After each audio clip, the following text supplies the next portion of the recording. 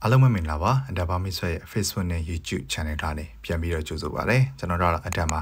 ါကျွန်တော်တို့သတင်းတွေကြားနေရပါတယ်ဒါဘာလဲဆိုလို့ရှိရင် FSC ကဒီလာမဲ့ transfer window မှာပေါ့နော်။ဒါနေ slot နဲ့ပေးတော့လို့ရှိရင် Liverpool အသင်းပေါ်မှာအကောင်းဆုံးထောက်ပံ့ပြီး Liverpool အတွက် big transfer ဖြစ်လာမယ်။အဓိကအားဖြင့်ဆိုလို့ရှိရင်ငွေကြေးအများပြအသုံးပြုတဲ့ transfer window တစ်ခုဖြစ်လာမယ်ဆိုတဲ့သတင်းတွေကိုကျွန်တော်တောက်လျှောက်ကြားနေရတယ်။ဒါပေမဲ့အဲ့ဒီသတင်းတွေကတကယ်တော့အမှန်လားဆိုတဲ့ဟာကျွန်တော်တို့သုံးသပ်ကြည့်ရအောင်ပေါ့နော်။ပထမဆုံးအနေနဲ့ဆိုလို့ရှိရင်ဒီ topic ကိုကျွန်တော်တို့ဆွေးနွေးတော့မယ်ဆိုလို့ရှိရင်တော့အရေးကြီးတဲ့အပိုင်းတစ်ခုကဒါ FSC အကြောင်းပေါ့ FSC ကဘာလဲပြီးတော့လို့ရှိရင်သူတို့ကဘာလို့လူချင်တာလဲဆိုတဲ့ဟာကျွန်တော်တို့နှစ်ပိုင်းခွဲပြီးပြောဖို့လိုမယ်ပထမဆုံးအနေနဲ့ FSC ကဘာလဲ FSC ကဘာလဲဆိုလို့ရှိရင်သူ့ရဲ့အားသာချက်နဲ့အားနည်းချက်ကိုကျွန်တော်နေနည်းနည်းပြောချင်တယ်ပေါ့နော်ပထမဆုံးအားသာချက်ပြောရမယ်ဆိုလို့ရှိရင်သူတို့တွေကအရန်ကို systematic ဖြစ်တဲ့အဖွဲ့အစည်းတစ်ခုလို့ကျွန်တော်နေနဲ့ပြောချင်တယ်ပြီးတော့လို့ရှိရင် systematic ဖြစ်တဲ့တယောက်သူတို့ဘာလိုချင်လဲဆိုတဲ့ဟာကိုသူတို့ကောင်းကောင်းသိတယ်သူတို့ club ကိုဘယ်လိုနေရာမျိုးထိသွားချင်လဲဆိုတဲ့ဟာကိုကောင်းကောင်းသိတယ်သွားချင်တဲ့လိုချင်တဲ့နေရာတွေရအောင်ယူတဲ့တက်သေးတာလည်းအများကြီးရှိတယ်ဆိုတဲ့ဟာကိုကျွန်တော်တို့ရှေ့မှာအများကြီး Liverpool တင်းနဲ့ပတ်သက်ပြီးမြင်တွေ့ကြရတယ်သူတို့ Liverpool တင်းကိုစရောက်လာပြီးနောက်ပိုင်းမှာပေါ့နော်စားမရောက်ခင်တုန်းကဆိုလို့ရှိရင် Liverpool တင်းရဲ့အရင် owner တွေဖြစ်တဲ့ Tom Hint နဲ့ဒါ Gillett ပေါ့နော်သူတို့လက်အောက်မှာဆိုလို့ရှိရင် Liverpool တင်းကအလုံးသိတဲ့အတိုင်းပဲဒီဝါလီခံရလောက်တဲ့အနေအထားအထိရှိတဲ့အနေအထားအဲနောက်ပိုင်းမှာသူတို့တွေ Liverpool တင်းကိုစပြီးဝယ်တယ်ဝယ်တော့ကျွန်တော်အမှတ်မဲ့ရဆိုလို့ရှိရင်ပေါင်တန်း250ပေါင်တန်း300လောက်နဲ့ဝယ်တယ်လက်ရှိမှာဆိုလို့ရှိရင်တော့အသင်းက over 6 billion လောက်ထိတန်ကြေးရှိနေတဲ့အသင်းတစ်သင်းဖြစ်အောင်ဒီသူတို့အကောင်းဆုံးဦးဆောင်နိုင်နေတာတော့ကျွန်တော်မြင်တွေ့ခဲ့ရတယ်ဒီကြားထဲမှာဆိုလို့ရှိရင်အသင်းအနေနဲ့ဒါငွေကြေး financially ရပဲတမိုးမြင့်တက်လာတာမဟုတ်ပဲနဲ့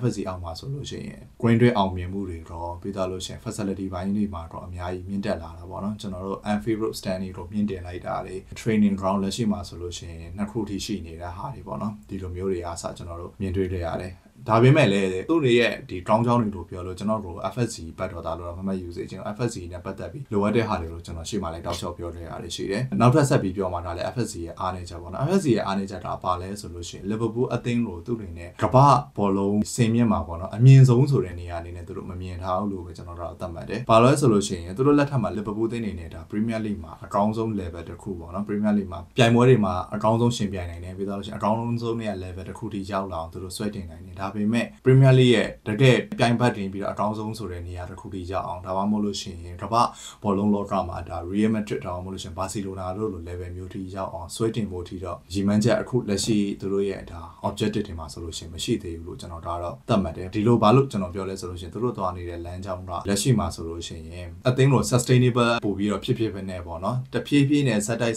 sustainable ဖြစ်ပြီးတော့သွားမယ်ဆိုတဲ့လမ်းကြောင်းကိုရွေးချယ်ထားတဲ့ဟာကကျွန်တော်တို့သူတို့နဲ့ပတ်သက်တဲ့ဒါ press conference တွေပြီးသွားလို့ရှိရင်သူတို့ပြောတဲ့စကားတွေပေါ်မှာဆိုလို့ရှိရင်ဒါဆက်တိုက်ကျွန်တော်တို့မြင်နေရတယ်ပြီးသွားလို့ရှိရင်သူတို့လုပ်ခဲ့တဲ့လုပ်ရက်တွေရှေ့ season transfer window နောက်ခုမှာ Liverpool အသင်းနဲ့ပတ်သက်ပြီးတော့ sustainable တော့ဘယ်လောက်ရည်ရွယ်လဲဆိုလို့ရှိရင် COVID နောက်ပိုင်းမှာ Liverpool အသင်းနေနဲ့ဒါစူဖလားတွေတော့ရတဲ့အနေအထားရှိတယ်လို့ဒါ COVID မရှိခဲ့ဘူးဆိုလို့ရှိရင် scenario က Liverpool အသင်းနေနဲ့ဒီထက်ပိုပြီးတော့ထောင်ပြီးတက်နေပဲအနေအထားရှိတယ်ဒါပေမဲ့ COVID ကြောင့်မို့လို့ထူးသဖြင့် green တွင်းဝင်ငွေတွေတခြားဝင်ငွေပိုင်းဆိုင်မှာတော့ထိခိုက်ခဲ့တဲ့အတွက် transfer window နှစ်ခုလောက်ကို FSC နေနဲ့ sacrifice လုပ်ခဲ့တဲ့အနေအထားလို့ကျွန်တော်တို့မြင်တွေ့ခဲ့ရတယ်အဲ့ဒါတွေကိုကြည့်ခြင်းအပြင် FSC နေနဲ့သူတို့ရဲ့ငွေတွေကိုအသင်းထဲမှာ inject လုပ်ပြီးတော့ဒီအသင်းလိုပေါ့နော်နောက်ထပ် level တစ်ခုဖြစ်သွား PSG လိုမျိုး support မှာမျိုး Man City လိုမျိုး support မှာမျိုးအဲ့လိုမျိုး support ပြီးတော့ဒါနောက်ထပ် Real Madrid လိုပြီးတော့လည်း Barcelona လိုဖြစ်အောင်လုပ်ဖို့ကြီးရွယ်ချက်မရှိဘူးဆိုတဲ့ဟာကိုကျွန်တော်တို့တောက်လျှောက်အမြင်တွေ့ခဲ့ရတယ်ဒါပေမဲ့လည်းလက်ရှိမှာဆိုရင်သူတို့ sustainable ဖြစ်နေသွားမယ် sustainable ဖြစ်နေသွားမယ်ပြီးတော့လို့ရှိရင် sustainable ဖြစ်တယ်ဆိုတဲ့နေရာမှာလည်းသူတို့ရဲ့ဒီလိုရှေ့ဆက်သွားမယ် plan ကဘာဖြစ်မလဲဆိုတဲ့ဟာကျွန်တော်တို့လက်ရှိမှာတော့ဘယ်သူမ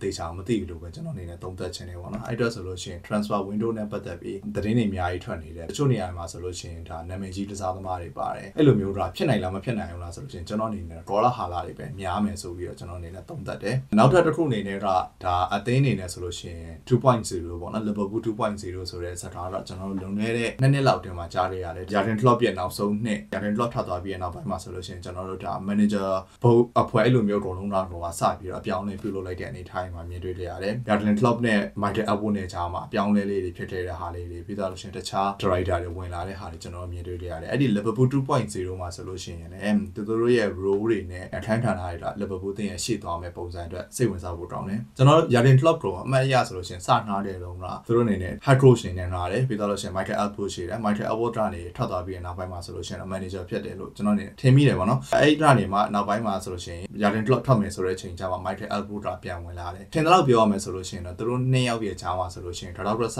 ဖြစ်စရာအကြောင်းအရာလေးတွေရှိတယ်လို့ကျွန်တော်တို့ယုံကြည်တယ် Michael Albert ပြန်လာတယ်သူအနေနဲ့ဒါအရင်တုန်းကယာတို့ထက်မြင့်တဲ့ CEO ယာတို့နဲ့ဝင်လာတယ်သူရဲ့အရင်ယာတို့တော့ဒါ Richard Hooker ယူသွားတဲ့အနေထားဒီအနေထားမှာဆိုလို့ရှိရင်တခြား director တွေလည်းရှိတယ်တခြား coach တွေလည်းအသစ်ဝင်လာတဲ့ role တွေလည်းရှိတယ်ဒါပေမဲ့အဓိက Liverpool အသင်းရဲ့ performance နဲ့ပတ်သက်ပြီးတော့ drive လုပ်မဲ့ director နှစ်ယောက်ရဲ့စွမ်းဆောင်ရည်နဲ့အထိုင်းထားတာလို့ကျွန်တော်တို့တော့ပို့ပြီးတော့သိဖို့လိုတယ်ပထမဆုံးအနေနဲ့ဆိုလို့ရှိရင်တော့ Michael Albert အဓိကတာဝန်ယူနေတဲ့ multi club model ပေါ့နော်အဓိကတော့ Liverpool အသင်းရဲ့ resource အထူးသဖြင့်ဒီကစားသမား resource ကိုပို့ပြီးတော့ကြဲမြဲရအောင်ပြီးတော့ရှင် home grown player ပဲဖြစ်လူငယ်ကစားသမားတွေကိုပို့ပြီးတော့ကြွဝရအောင်လို့ဆိုပြီးတော့ဒါသူတို့ကဒါ multi club model ကိုအကောင့်တွေဖော်ဖို့ကြိုးစားနေတယ်ဒါပေမဲ့လက်ရှိထိတော့ Michael Albert ရသွားနေတဲ့ multi club model ကအောင်မြင်မှုမရှိသေးဘူးဒီတစ်နှစ်အတွင်းမှာဆိုလို့ရှိရင်သူ့အနေနဲ့ဒါပြင်သစ် club Bordeaux အသင်းကိုဝယ်ဖို့အတွက်နောက်ကနေလိုက်ခဲ့တဲ့အနေထားရှိတယ်ဒါပေမဲ့လည်း Bordeaux အသင်းရဲ့သူ financial နဲ့ပတ်သက်တဲ့ဒီကျွေးမိတွေဒါအများများလုံးတဲ့အတွက် Liverpool အသင်းကနောက်ဆုတ်သွားတဲ့အနေထားမှာရှိတယ်ပြီးတော့လို့ရှိရင်နောက်ဆုံးသတင်းထွက်နေတာတော့ဒါ Spain club Malaga အသင်းကို Fetsi ကဝယ်ဖို့အတွက်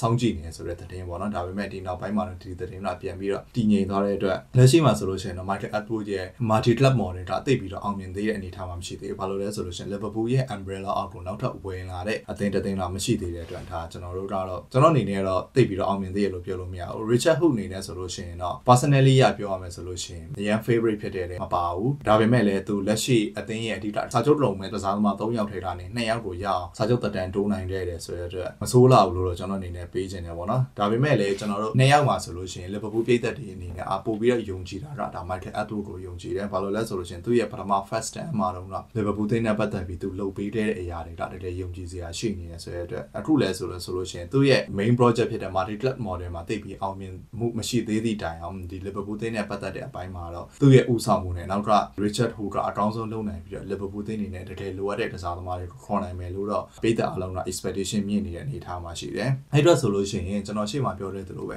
FSC အနေနဲ့ဒါသူတို့ဘယ်လိုသွားခြင်းလဲဆိုတဲ့ဟာကစိတ်ဝင်စားဖို့ကောင်းတယ် detail plan ကိုဘယ်သူမှမသိသေးဘူးသူတို့စကားတွေအများကြီးလွှင့်နေတာရှိတယ် base summer ဖြစ်မယ်ပြီးတော့ရှင် base transfer ဖြစ်မယ်ဒီလိုပြောနေတာရှိတယ်ဒါပေမဲ့သူတို့ရှေ့မှာလုပ်ခဲ့တဲ့လုပ်ရက်တွေနဲ့ပြီးတော့လို့ရှိရင်သူတို့ရဲ့တချို့ပြောတဲ့တယ်ပေါ့နော်သတင်းစကားတွေကိုကျွန်တော်တို့ပြန်ပြီးတောက်ကြည့်မယ်ဆိုလို့ရှိရင်တော့ conclusion ရဘာလဲတော့ကျွန်တော်အနေနဲ့မပြောနိုင်သေးဘူးဒါပေမဲ့လည်းဒီ summer မှာဘာဖြစ်လာမလဲဆိုလို့ရှိရင် Liverpool သင်းအနေနဲ့ပတ်စံတော့သုံးမယ်ဒါပေမဲ့သတင်းတွေအများကြီးထွက်နေသလို base summer တခုတော့ဖြစ်ချင်မှလည်းဖြစ်နိုင်မယ့်အနေထားမှာရှိမယ်ပြီးတော့လို့ရှိရင်နာမည်ကြီးကစားသမားတွေကိုကျွန်တော်တို့အသင်းမှာထပ်ပြီးတော့မြင်ရချင်မှလည်းမြင်ရမယ့်အနေထားမှာရှိတယ်ဒါပေမဲ့လည်းဒါ Liverpool သင်းအနေနဲ့လိုအပ်တဲ့ပေါ့နော်direct ကစားသမားတွေသူသဖြင့်တော့ဒါ data team ပေါ့နော် data team ကအသင်းနဲ့တိုက်ညီတယ်ဆိုတော့ဆုံးဖြတ်ထားတဲ့ကစားသမားတွေနဲ့အတူကျွန်တော်တို့အသင်းမှာအပြောင်းလဲ3-4ခုလောက်တော့မြင်ရဖို့ရှိနေတယ်ဆိုတော့ဟာကတော့ဒါခိုင်မာတဲ့သတင်းရလက်တွေလို့ကျွန်တော်တို့ယုံကြည်ထားတယ်အဲ့အတွက်ဆိုလို့ရှိရင်ဒါကတော့ဒါ Liverpool သင်းအနေနဲ့ဒီလာမဲ့ transfer window မှာပေါ့နော်ဘယ်လိုဆွမ်းဆောင်မှုတွေလုပ်မလဲပြီးတော့လို့ရှိရင်ဘယ်လိုခေါ်ယူမှုတွေလုပ်မလဲဆိုတာကိုဒါအပြင်သတင်းတွေမပါဘဲနဲ့ဒါ FSC ပေါ်မှာမူတည်ပြီးတော့သုံးသပ်ထားတဲ့ view တစ်ခုပေါ့နော်အဲ့အတွက်ဆိုလို့ရှိရင်လည်းဒီအားလုံးအနေနဲ့ဒီ video ကိုကြည့်ပြီးသွားလို့ရှိရင်ပေါ့နော် FSC နဲ့ပြီးတော့လို့ရှိရင် Liverpool နဲ့ပြီးတော့လို့ရှိရင် Arne Slot ရဲ့ role တွေကိုပို့ပြီးတော့ corporate ပြသိပြီးတော့ဒီ transfer window မှာ Liverpool သင်းအနေနဲ့ဘာတွေလုပ်နိုင်မလဲဆိုတဲ့ဟာကိုပို့ပြီးတော့နည်းနည်းလေးအတွေးလေးရမယ်လို့ကျွန်တော်တို့ယုံကြည်ထားပါတယ်ဒီ video လေးတော့အဆုံးထိကြည့်ပြီးတဲ့အတွက်အားလုံးကိုကျေးဇူးတင်ပါတယ်ကျွန်တော်တို့နောက် video မှာပြန်တွေ့ပါမယ်နော်